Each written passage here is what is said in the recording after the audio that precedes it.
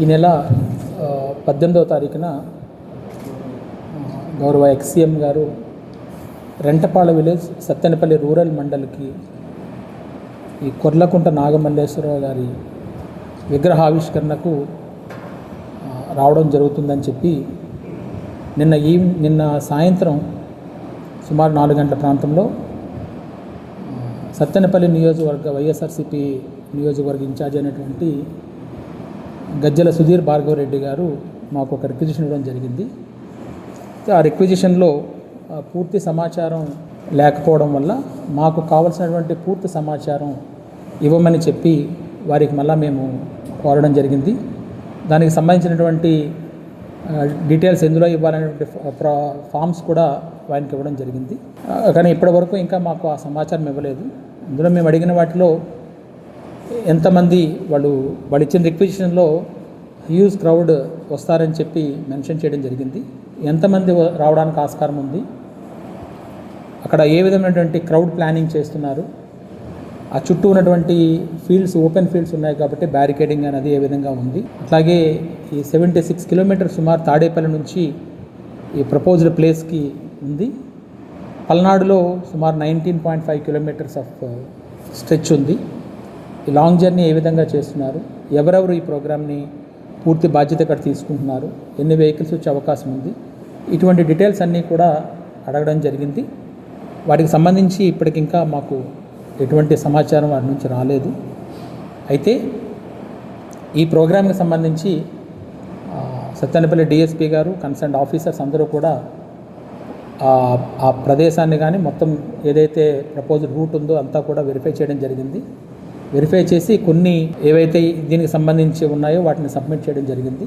వాటిలో భాగంగా మొట్టమొదటిగా సుమారు ఒక 76 కిలోమీటర్లు బై రోడ్ వస్తున్నారు. ఈ వచ్చేటప్పుడు ఉన్నటువంటి కార్యకర్తలు కానీ మిగతా వాళ్ళు కానీ ఎంతమంది వస్తారనేటువంటిది పూర్తి సమాచారాన్ని అందించలేదు. రెంటపాళ విలేజ్లో ఏదైతే మనకి క్రోసూరు టు అచ్చంపేట వెళ్ళే రోడ్డు దగ్గర నుంచి ఈ ప్రపోజ్డ్ ప్లేస్ ఉందో అక్కడికి సుమారు ఒక 500 నుంచి 600 మీటర్ల రోడ్డు ఉంది. చాలా నేరోగా ఉంది. దట్టు అది ఒక 10 ఫీట్ మించి లేదు. అక్కడికి ఇంత క్రౌడ్తో వెళ్ళడం కానీ మళ్ళీ తిరిగి సేమ్ కాన్వాయ్ని అదే రూట్లో తీసుకురావడం కానీ, అక్కడ నుంచి ఎగ్జిట్ రూట్ కానీ, ఏదైతే ఇప్పుడు స్టాచ్యూ ఉందో దానికి 3 వైపులా కూడా ఓపెన్ ఫీల్డ్స్ ఉన్నాయి. ఆ ఓపెన్ ఫీల్డ్స్ అన్నీ కూడా కంప్లీట్గా క్రౌడ్ రావడానికి అవకాశం ఉంది. అలాగే సుమారుగా ఒక 30,000 మందికి భోజనాలు ఆ ఎస్పీ సూపర్ మార్కెట్ దగ్గర ఏర్పాటు చేస్తున్నటువంటి సమాచారం కూడా మా దగ్గర ఉంది. సో అంతమంది క్రౌడ్ వస్తే ఈ ప్రోగ్రామ్ని ఆర్గనైజ్ చేయడం అనేటువంటిది చాలా ఇబ్బందితో కూడుకున్నది. అలాగే లా అండ్ ఆర్డర్ ఇష్యూస్ వచ్చే అవకాశం కూడా ఉందని భావించడం జరిగింది. ఇందులో ఆ నేరో రోడ్లో వెళ్తున్నప్పుడు ఇంత క్రౌడ్ ఎక్కువైనప్పుడు స్టాంపేడ్ జరిగేటువంటి అవకాశాలు ఎక్కువగా ఉంటాయనేది ఒకటి తెలియజేస్తున్నాము. ట్రాఫిక్ కంజెషన్స్ 76 కిలోమీటర్స్ అని వస్తున్నప్పుడు, పర్టికులర్లీ 19.5 కిలోమీటర్స్ పల్నాడు డిస్టిక్లో ఈ స్ట్రెచ్లో వస్తున్నప్పుడు, అలాగే ఎవరైనా అదర్ గ్రూప్స్ వాళ్ళు ఏమైనా సంబంధిత యాజిటేషన్స్ కానీ ఏమైనా చేస్తున్నప్పుడు కానీ వీటన్నిటినీ పరిగణలోకి తీసుకుని, ఇంతకుముందు కూడా దేశవ్యాప్తంగా కూడా కొన్ని స్టాంపేడ్ సిచ్యువేషన్స్ గమనించినప్పుడు పోలీస్ అడ్వైజరీస్ ఏవైతే ఉన్నాయో వాటిని పాటించకపోవడము, వీటన్నిటి పాటించకపోవడంలో జరుగుతున్న నష్టాలు కూడా చూసి ఏం తెలియజేస్తున్నామంటే, మీ తాలూకా ప్రోగ్రామ్కి మేమైతే ఎటువంటి ఆటంకము లేదు, కానీ మేము ఇప్పుడు పేర్కొన్నటువంటి కండిషన్స్ ఏవైతే ఉన్నాయో దీనివల్ల వాళ్ళ రిక్వెస్ట్ని కన్సిడర్ చేయలేకపోతున్నాము.